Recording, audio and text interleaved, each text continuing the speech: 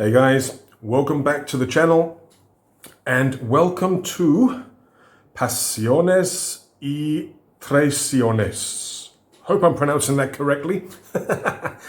We are in February 2023 at the time of recording and uploading, and February is known for Valentine's Day. So what we have here is it's a solo RPG stroke creativity exercise. Before we continue any further, please take a moment to like and subscribe. Would really appreciate that. Ring the bell so you get notified of my uploads so that you can enjoy, and please leave comments and spread the word. We still want more subscribers, more views, so we can get more games up. All right, what the hell is this? Well, this was sent to me by Mind's Vision, with many thanks. And when I first received this, it was like, what the hell is this? It is a telenovela. I hope I'm saying that. Again, I don't speak Spanish. I do apologize. Telenovela simulator. Now, for those of you who don't know, and I didn't know, telenovela is soap opera. And this is written to feature the Mexican, or sort of the soap operas from Mexico and maybe the surrounding nations, because their soap operas kick butt. They are extreme. They have some of the craziest plot twists, some of the most extreme emotional outbursts, and some of the most over-the-top acting that you ever will have the displeasure or pleasure, as you see fit, to see. Now, I have to admit, soap operas are not my thing. I really don't like soap operas. But I know that a lot of people do. And this solo role-playing game or creativity exercise could be something that lovers of soap operas would really enjoy, but something that the rest of us could also have a little bit of fun with. Now, Mind's Vision has a goal of bringing games from the non-English speaking world to the English speaking world. And I think this is a good thing because there are some amazing games out there. I have already featured a number of games from the non-English speaking world on my channel. We have Ronin, we had NoteQuest, we had Scraps. What else did we have? Vampire, Alone in the Darkness. And Vampire actually was produced by 101 Games, who is actually the creator of this. Yeah? Mr. Juan Pimentel is the same guy that brought us Vampire. But Mind's Vision are bringing all of these games from distant shores to us. And this, like I say, Mind's Vision were very kind enough to send me this one. I don't know why. Like I say, it's not the kind of game that I would pick up from a shelf or from DriveThruRPG, because that's where you can find this. You can find this on DriveThruRPG. I'll put the link below. It's not the kind of game that I would purchase, if I have to be very honest. But after kind of reading through this and having a go, it's actually quite fun. And when I first received this and had a read through, the first thing that came to my mind wasn't necessarily that this is a solo RPG. It was much more that this could be used in any number of creativity classes, whether it is in the showbiz side, where it's acting or playwriting or screenwriting, whatever, down to maybe English language, where you're doing creative writing, Or maybe even to the design side, where we teach students about general creativity, about the generation of ideas and the transformation of an idea into a product. This product here, Pasiones y Traiciones, would actually make a very interesting, and I think for most students, a very fun little exercise or assignment. So I'm going to be contacting some of my ex-colleagues, because I don't actually work in education anymore, but I'm going to recommend this product to some of my ex-colleagues and see if they want to use it, because I can see possibilities.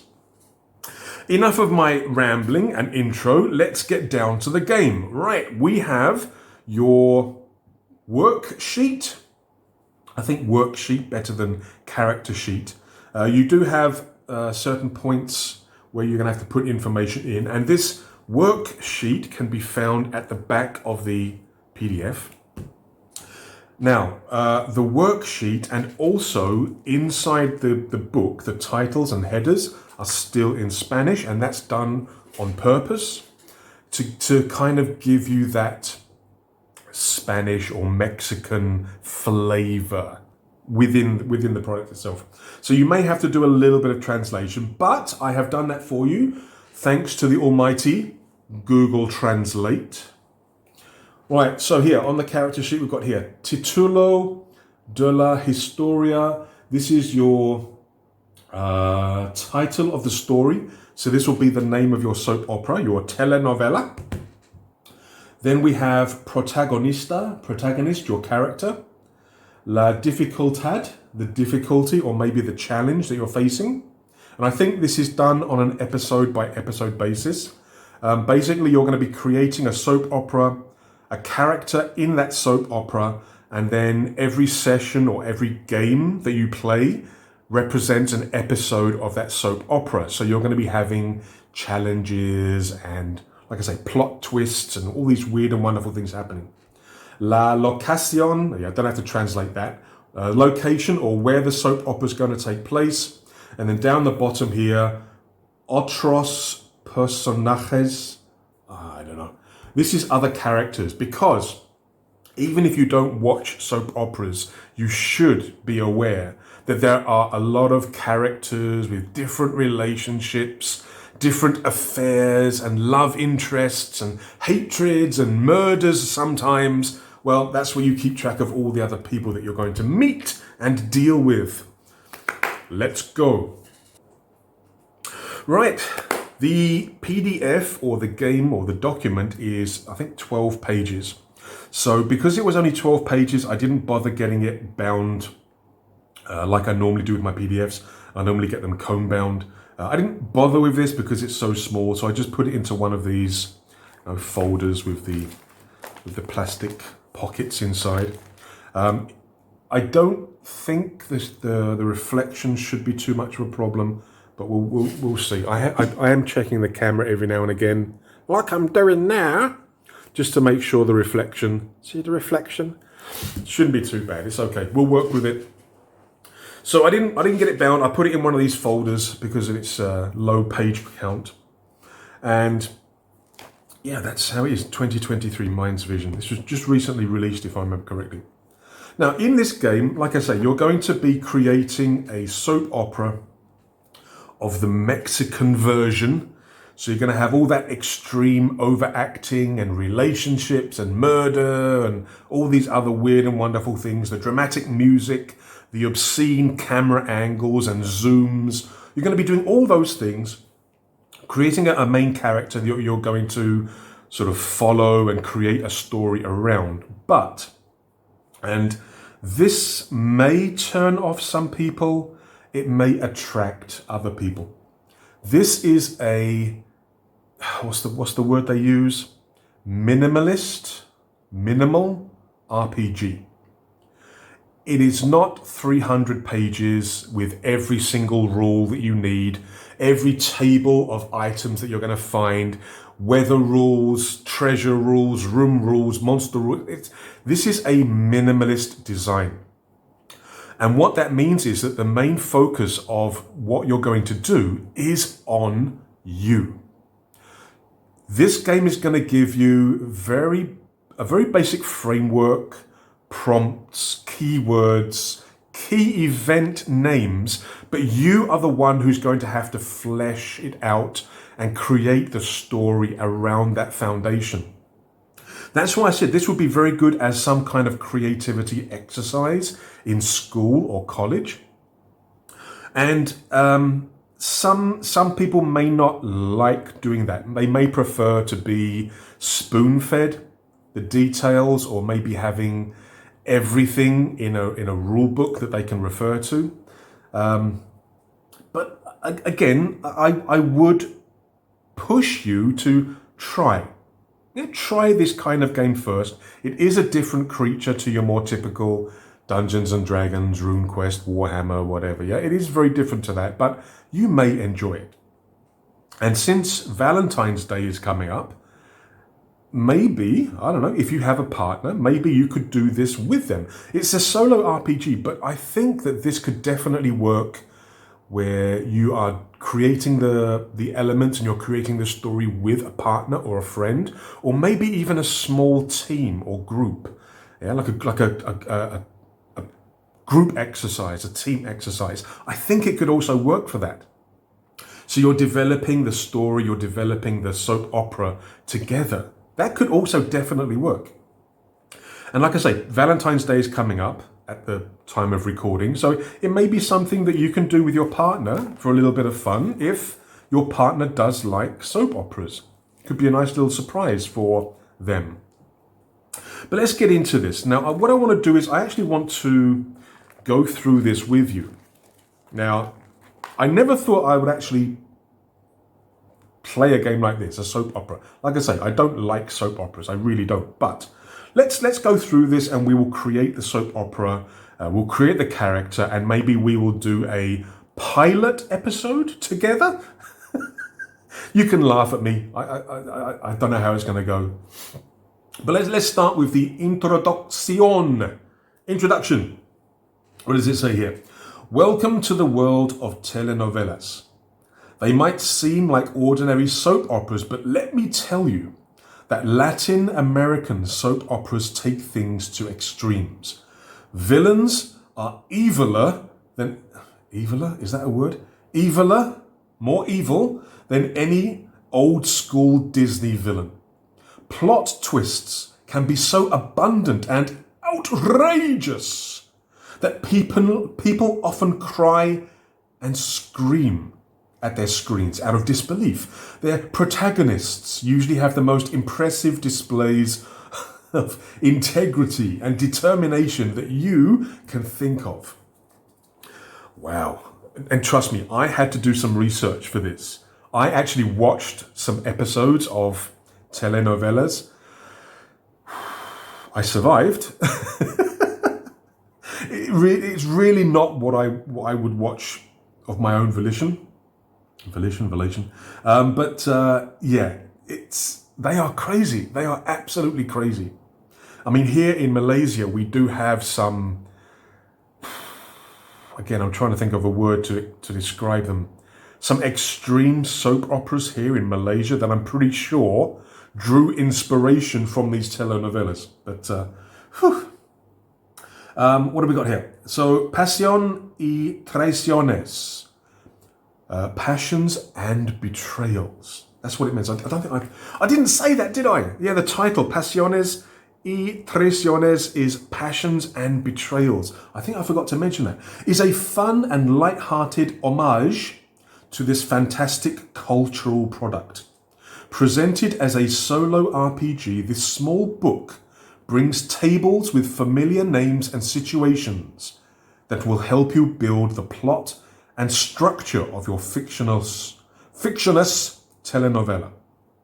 It doesn't give you all the answers.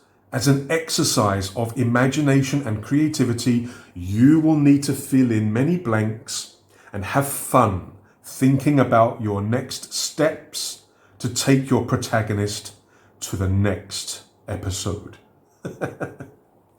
So yeah, now you know what you're letting yourself in for. I actually do recommend this for people to try, because like I say, I think it can be a lot of fun as long as you are aware of what it's supposed to represent.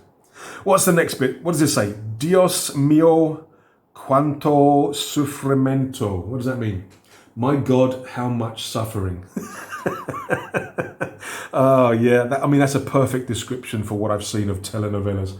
Oh my God, what does it say here? Okay, puts you as the player of a Mexican telenovela's struggling protagonist. Vengeful screams, humiliations, sordid plans. Heroes are always humble and hopeful. Oh dear. I'm not too sure if I can do this, especially on screen. All right, what do you need to play? Well, you need the book, obviously. I think at the time of recording, it is, I think, $3 on drive-thru. I'll put the link in the description, but I think it's only $3, I think. So it might be worth a little flutter just to have a go and see whether you like it or not. Again, but if you like soap operas, this is a automatic purchase, I would say. What else are you going to need? Well, you're also going to need the character sheet, a pencil, an eraser, and the book says 2d6, yeah, 2 6-sided dice. This is where I have the only problem with this product. Now, you're going to be rolling on a lot of tables to get information, to get details. For example, here, you're going to create the name of your soap opera. So every table has the same format. You're going to have values of 2 to 12. The results that you can get from rolling 2d6 or 2 6-sided dice. So what's the problem? What's the problem, you say? If every table is the same, it shouldn't be a problem. Well, the problem that I have is the law of probability. When you roll 2d6 to get a result, the numbers are not balanced. In terms of mathematics, by rolling 2d6 or 2 6-sided dice, the results that you get follows a bell curve where you have, for example, 7. 7 is the number where you have the most combinations on the dice. You can have a 6 and a 1, a 5 and a 2, and 4 and a 3. So 7 is the most likely result when you're rolling 2d6 because it has the most possible combinations. What that means on these tables is that the results in the center of the table, you're looking at 6s, 7s, and 8s, are going to happen a lot more regularly, a lot more frequently than anything else. And the results of 2 and 12 are going to be extremely rare. If you design the tables with that in mind, so you want the results at the center, if you want these to occur more often, then yes, rolling 2d6s would allow you to have that increased frequency at the center, yeah, by rolling a 6s, 7s, and 8s. But looking at the tables in this game, I don't think that is the case. I don't think that those results for 6, 7, and 8 are meant to be more common. That's the impression I get. I get the impression that these tables are supposed to be balanced. So, and again, I don't know whether the guys at Minds Vision or maybe even Juan Pimentel will actually come back and comment and say, well, actually, yes, it is meant to be that way. But like I say, looking at the tables, I don't think that's the case. I mean, for example, if we look here, something we'll be coming across in a second, you're creating the name of your character. According to this, it is going to be extremely rare for you to have a name of Rosa, Maria, Carlos, Juan, yeah, and a surname of Diaz or Hernandez. Now, I don't know if those names are as rare as they would be on this table. So that's my only concern about this game. So what I would recommend, in my personal opinion, and again, put down in the comments if you know that these tables are supposed to follow the bell curve.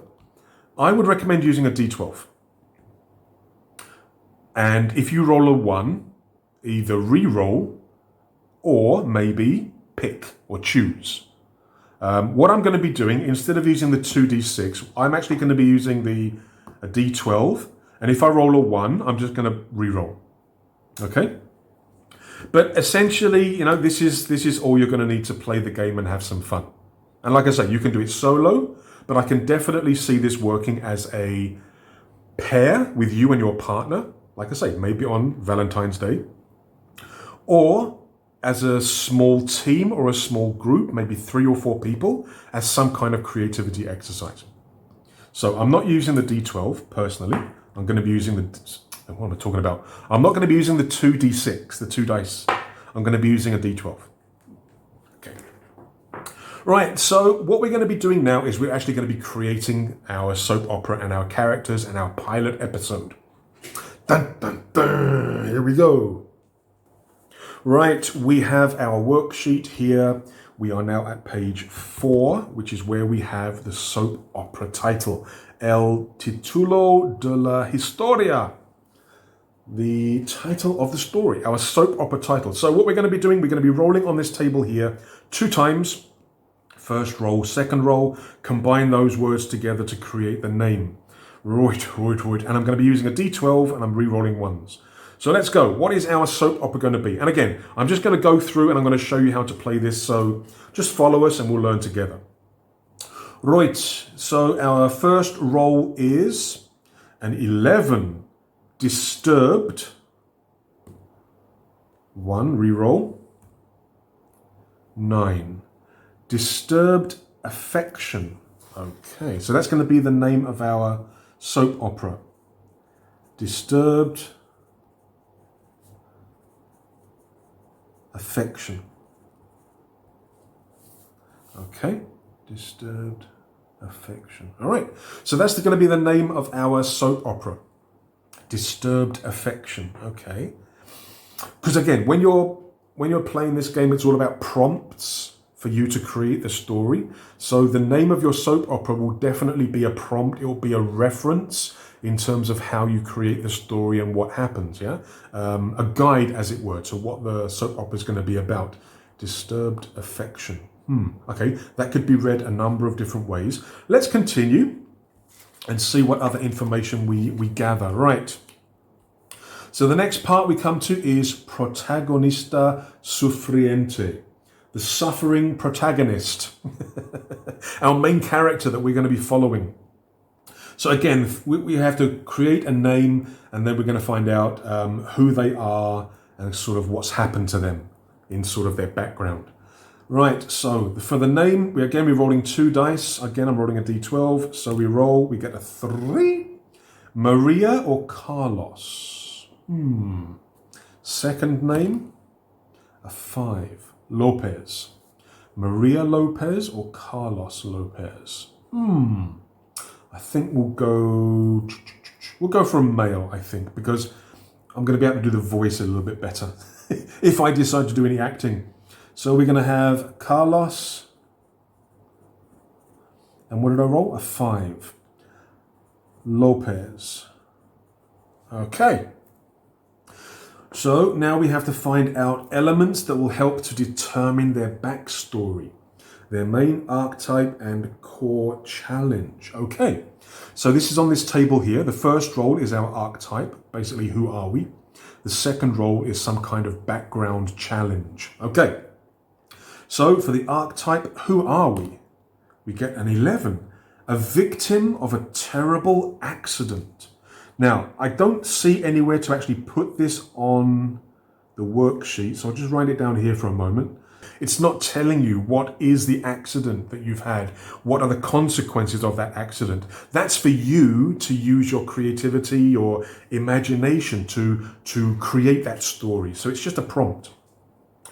Okay, and again, this could also be linked with the challenge. It can be linked with the title, the location, to help you to come up with what kind of accident, how serious, what happened, yeah?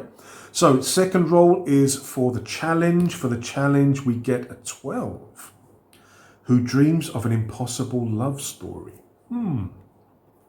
it looks like my character, my main character, is going to be in love with somebody that he can't have. Maybe somebody who's already married, somebody who's forbidden to him. Maybe there's some kind of class, some sort of class problem where he is of a very low, station, very low rank, and the one that they're in love with possibly could be royalty or something. So there's that impossibility in terms of whether they can get together. Oh, okay. So we've got a little bit of information there. Okie dokie.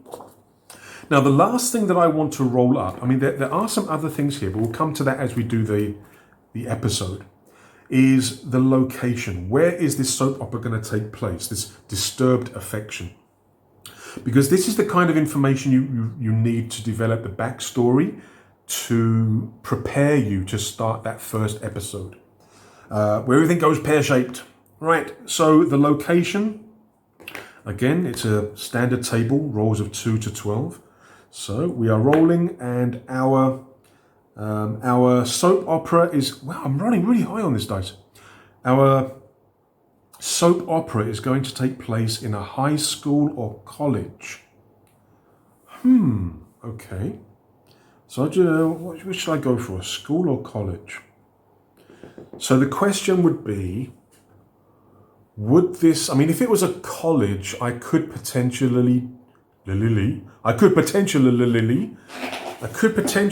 this as staff or students. For the high school, if I choose a high school, I don't know. There could be some moral questions in terms of whether this kind of soap opera should be involving high school students, maybe. I don't know. Like I say, I'm not that familiar with soap operas. I mean, are there any that involve high school children? I mean, apart from children's TV, you know. I mean, back in the day, I used to watch a program called Grange Hill, which kind of was a school soap opera. Grange Hill, my God. What was that guy's name? I can't remember the main guy's name. Tucker, was it Tucker? So if I choose a high school, I think I will probably have to go for staff. If I go college or university, it could be staff or students. Either of which could bring some good stories. However, what have we got so far? We've got the name, which is disturbed affection. We've got an archetype, a victim of a terrible accident, and a challenge who dreams of an impossible love story. I mean, if I do a college, the challenge could actually be a student who's in love with a teacher. And again, I don't really want to focus on the school because that may raise a few warnings. So let's do it at a university. What I'll do is I'll pause the video in real time, and I'll actually look up universities in Mexico. Maybe not take a real name, but maybe take a variation of a real university in Mexico, and we'll do it there. So the location is going to be a university or college. University or college. Okay. Right, so we've basically rolled up a few pieces of information, a few details. With that, I can now actually start the episodes. And again, we're going to do this together. So just give me a couple of seconds. Well, a couple of seconds on the video. It's going to take me a little while longer in real time to take this information, maybe put it into a better form, do a little bit of research in terms of coming up with a university name and things like that, maybe getting some kind of an image for my main character. Okay, be back in a second.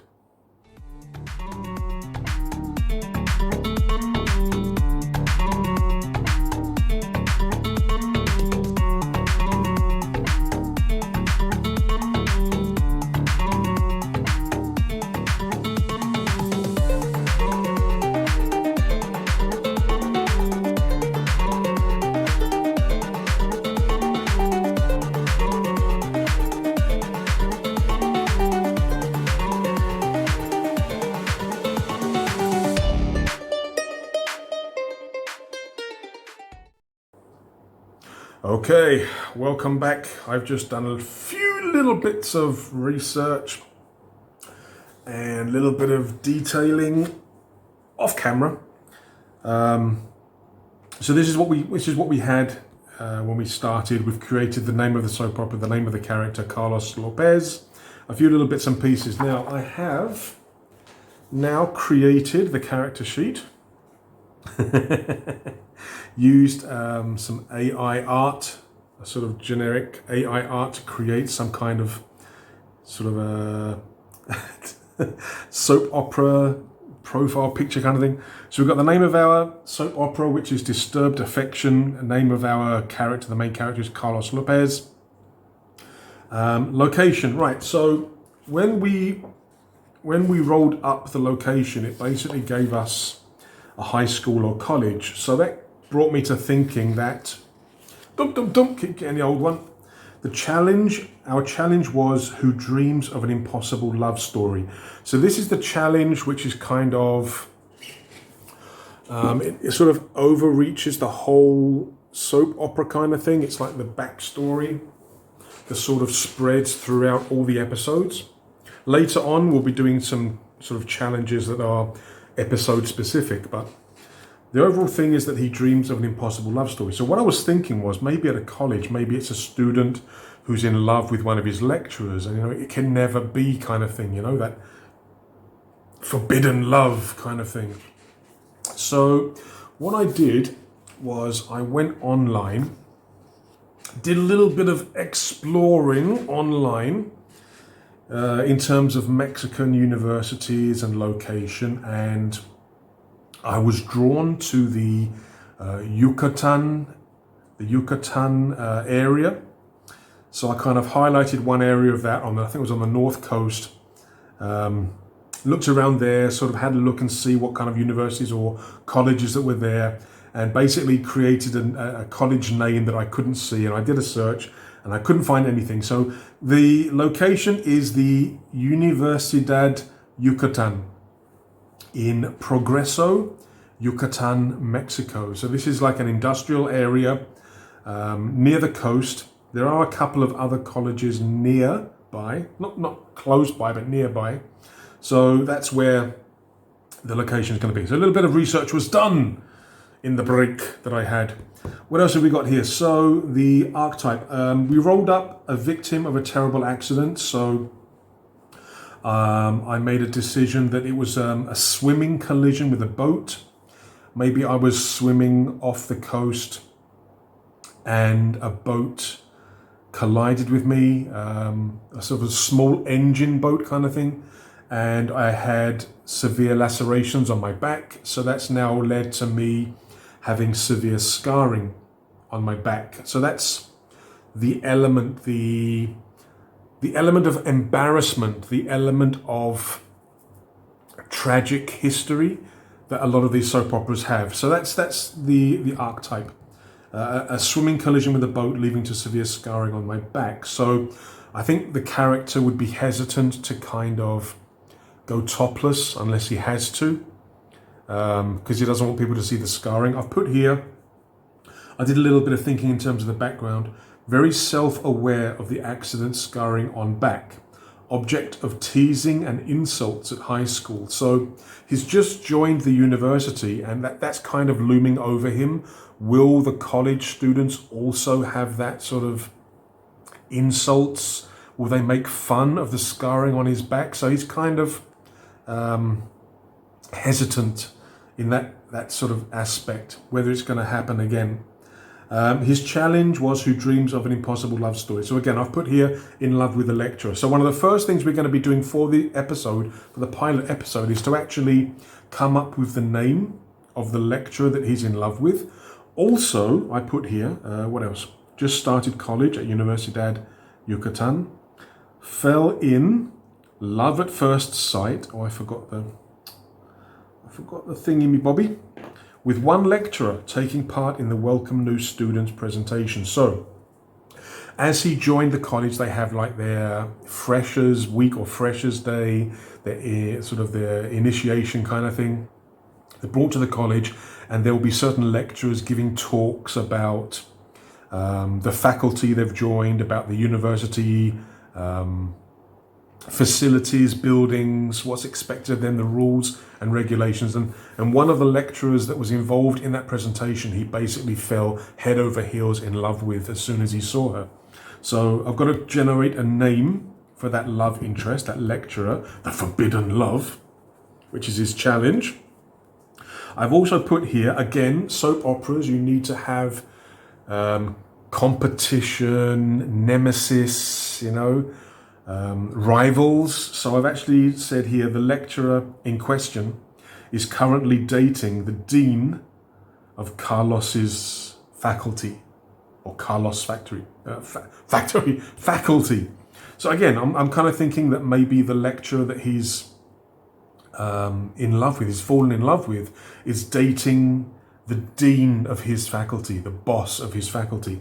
And I've kind of thought in terms of his background, maybe, okay, martial arts, reading classic novels, like English classics or American classics, also the theatre. So he has a very classical background in terms of his interests. And I've put here English lit. So maybe he's doing a degree or maybe a diploma in English literature. So that would be the faculty in question. So maybe his love interest is a lecturer in that faculty, the English literature or the, humanities area. So I've got two names that I need to generate to begin with. Let's start with that. So his love interest, the lecturer that he is forbidden. Well, nothing's actually happened yet. We haven't started, but student, lecturer, not a good thing. So love interest, let's generate a name. Of course, it's going to be female, so oh dear. 11. So, whoops. Again, I'll probably type this out later just as a thing. So, he is in love with Dolores Munoz. Again, I don't speak Spanish. I do apologize. Munoz. Dolores Munoz. I don't think I could have got a more difficult thing to bloody pronounce. Okay, so Dolores Munoz is his love interest, the lecturer that he's fallen head over heels with. The main rival, the dean of the English department.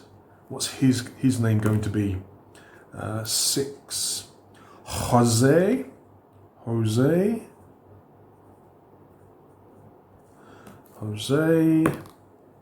4. Martinez.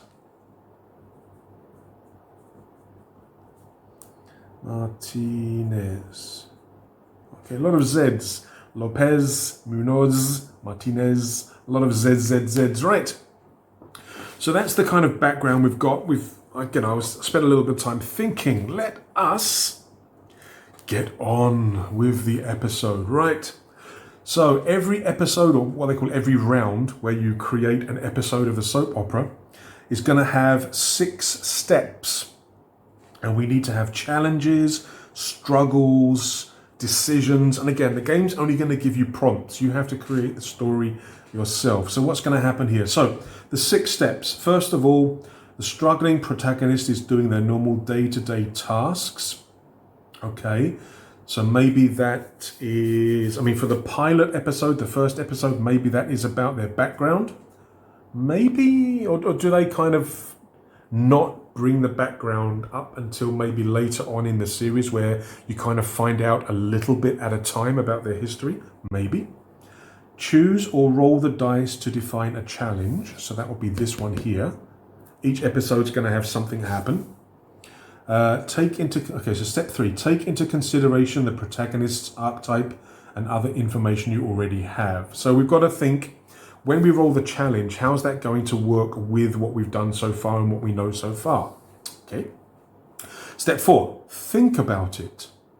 And decide their action, rolling the dice to see if that action is successful or not. So this is a solo RPG. With solo role-playing games, you generally have what we call an oracle to help you to make decisions, but also to help you find out if things work or don't work. So you have a challenge, you come up with an idea for the solution, we roll a dice to find out if it works or not. And These things called oracles are the most commonly used in solo role-playing. And the one they present here is, again, a very simple example of that. So you roll a d6, or a six-sided dice. On a 1, 2, or 3, 1, 2, or 3, you basically fail at your attempt. On a 4, 5, or 6, you succeed. Yeah? Also, there could be levels of success or levels of failure. So with a 6, you may get a very good success. Yeah, something amazing happens. But on the other hand, if you roll a 1, your failure is a big failure. Maybe something extreme happens. Yeah. So that's basically how the general oracle works. All right, and then choose or roll the dice to find a plot twist. So that will basically be at the end of the episode. There's like a cliffhanger or some kind of plot twist happens that makes you want to tune into episode 2, episode 3, and then decide the protagonist's following actions, setting the cliffhanger for the next episode. Yeah. Okay, so we have now got to think in terms of our first episode. What's going to happen? So. We're going to do this as Carlos arrives at the college for the next step in his life as he moves from high school to actual college life. So we are coming to university, the Universidad Yucatan. We're pursuing a degree in English Lit. We're arriving with our family. They're seeing us off, bringing all our sort of luggage, helping us into our again, maybe a hall of residence, some kind of hostel where students stay. So we're introduced to our roommate. Our roommate is, let's put down here, roommate. Who's our roommate? Our roommate is going to be named, and we just got one. Maybe it's a room with 2 people. So our roommate for this semester is going to be Alejandro to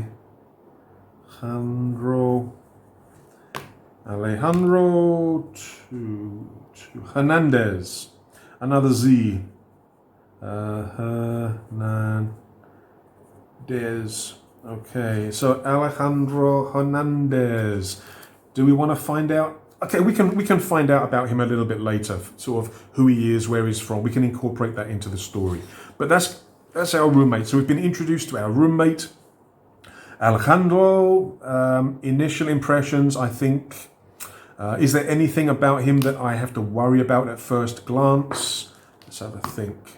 No, I mean a 6 is a success, so I don't think there's anything wrong that I have to worry about. No sort of gang tattoos or anything on his person. There's no guns or swords or dangerous weapons in the room already. I just rolled the oracle to kind of give me an idea whether this guy is going to be, good influence or something I have to worry about. But I rolled a 6, which is a very good success. So it looks like this guy is perfectly safe. Somebody that I could probably be a good friend with, I think. So what I'll put here is a plus, a very positive reaction. First impressions and first reactions. Okay.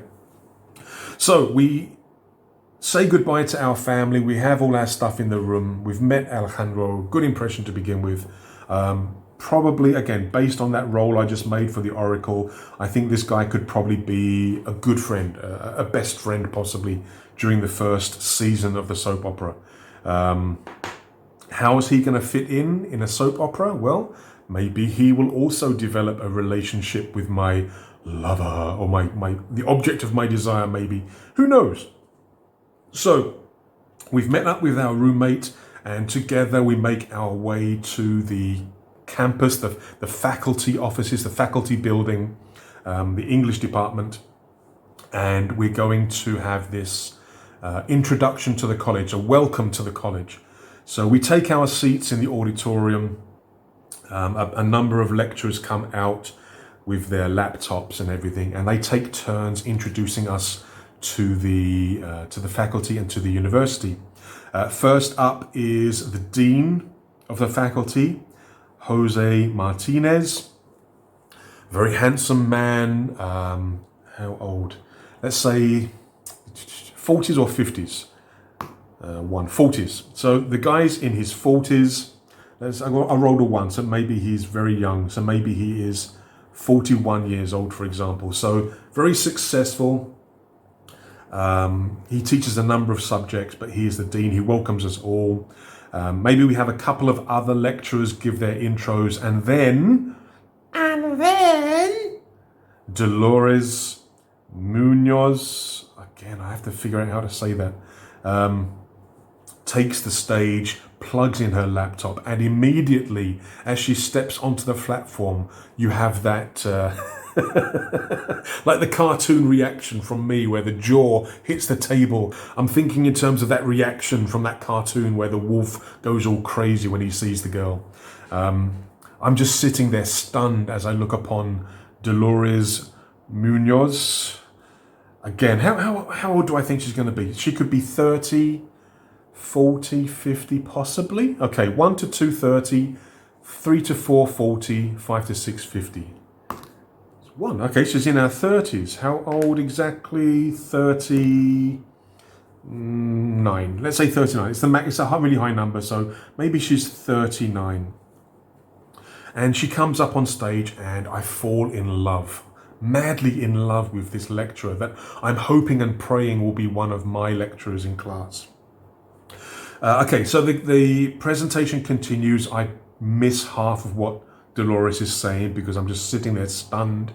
I get poked in the side a few times by Alejandro, getting me to pay attention. There are other lecturers after her introducing us, but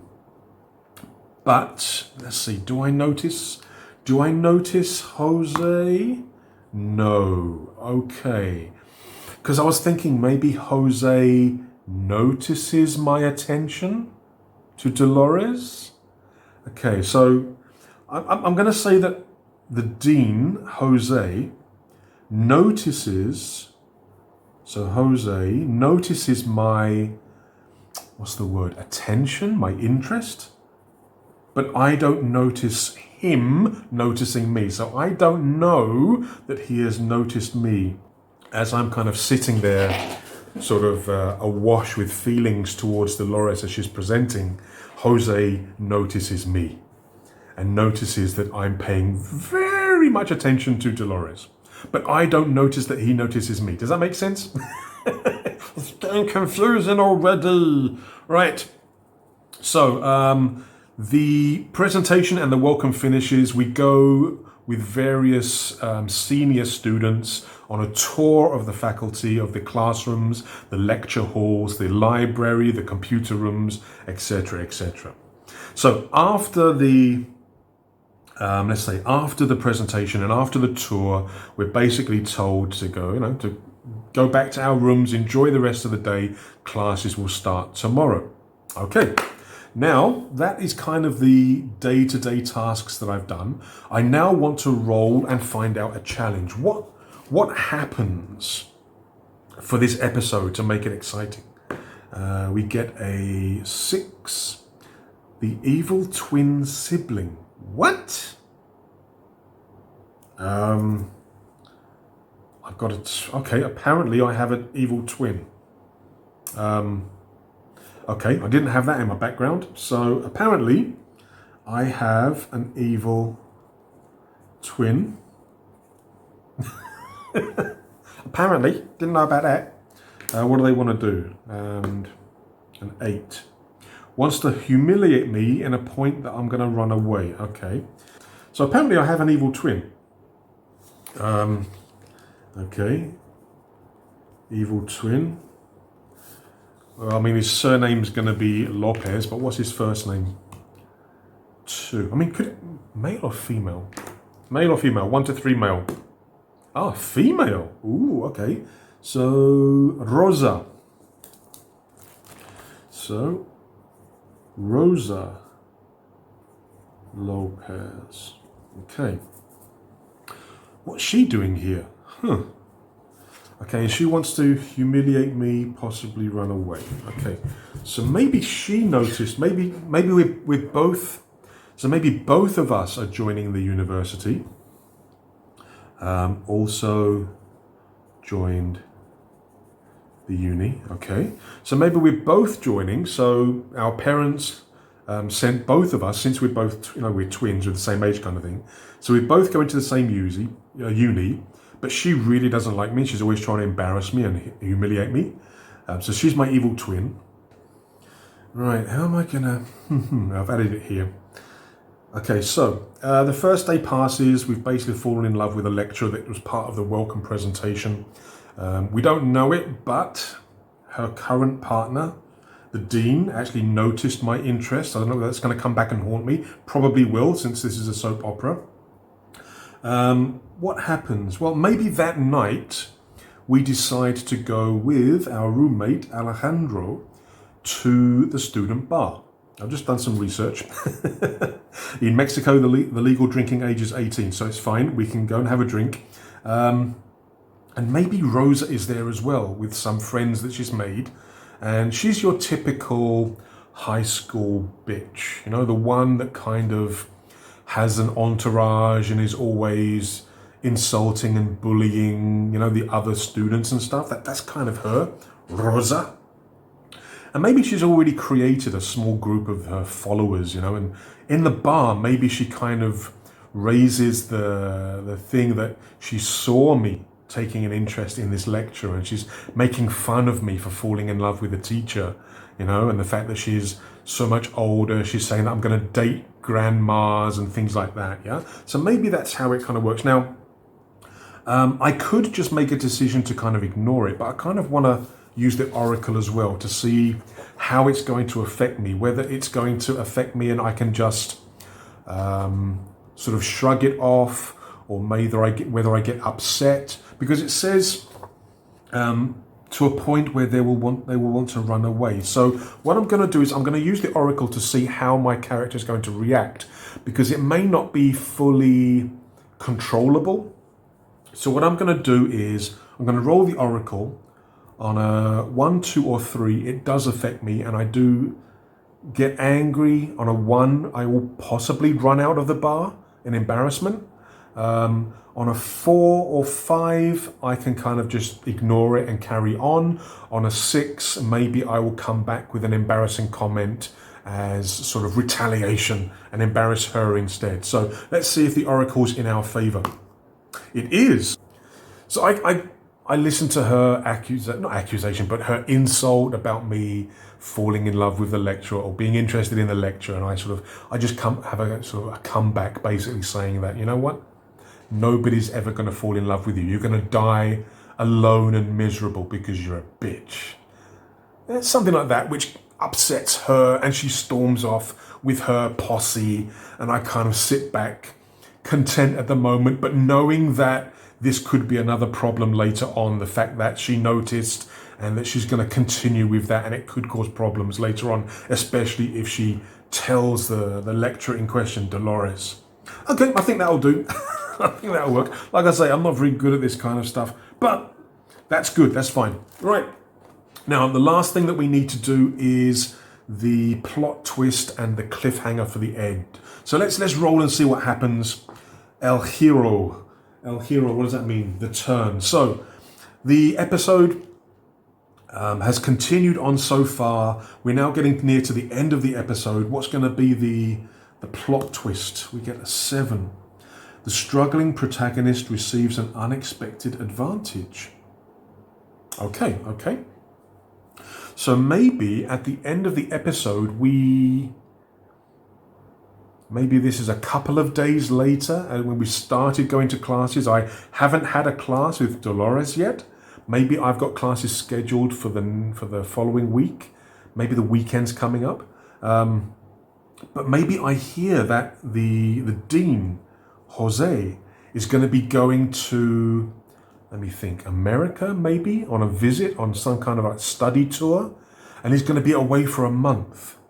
And that gives me an advantage because Dolores is going to be on her own. at least for a month. That could work. That could do it. But what's the cliffhanger going to be? Right, so we go to class the following Monday with Dolores, with that in mind, that the dean, her current partner, and my rival, has been sent or has gone to the USA for a study tour, visiting other universities. And I go and I find I have first class with her on the Monday morning. I enter the class, and as I enter the class, I see her. I start blushing and smiling nervously like an idiot, and she looks at me and smiles. But it's not just a smile, but it's a smile that contains possible romance. And I'm just standing there stunned as the other students walk past me through the door, and there's like a knowing look in her eyes. And that's the cliffhanger, I think, the possibility that she may have feelings for me as well. I don't know. I'm not good at this kind of romance thing, but that's how the game plays. The end. Dun dun dun. Music, curtains, whatever it is. But that's how the game works. Maybe this wasn't the best example of an episode, but you can see how the game is going to be designed around these prompts, how your story is going to evolve around things that are going to happen and people that you meet, just like the soap operas in Latin America. I don't know whether that was a very good example or not, but off the cuff, improvisation, sometimes it works, sometimes it doesn't. But I hope that you've got an idea about what this game or this creativity exercise can involve. So guys, again, I do highly recommend this. This is being brought to us by Minds Vision. They've got a lot of, I'd say a lot, I know they've got a few other games in the works, which have been made by foreign designers and foreign companies in different languages. And I know that they're bringing some really good games to the English audience. And this is one of them, Pasiones y Traiciones, the Telenovela simulator. I think it's worth a look. I mean, if you have a partner, you may want to have a quick look at this, maybe on Valentine's Day or maybe at a weekend when you're together. Might be a little fun game to play. In schools and colleges, again, I think this would be quite a fun little creativity exercise to get them to get their creative juices flowing, to get them to come up with stories and relationships and events and accidents and things that happen. So it's worth a look. I really do think it's worth a look, even if it's not your normal kind of game. It's not my normal kind of game, trust me. But yeah, I think it's definitely worth a look. So guys, thank you once again for coming to the channel and watching the video. Again, I hope you enjoyed it. I hope it's brought to light something else that you guys can try and have fun with. Again, please take a moment to like and subscribe. Every like, every subscribe gets me one step closer to more games, more fun. And don't forget to add some comments. What did you think? Have you tried this? Are you going to try this?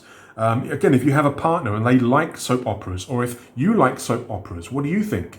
Let me know in the comments below. So guys, thanks once again for watching. I will see you in the next video. Take care, stay safe. Cheers.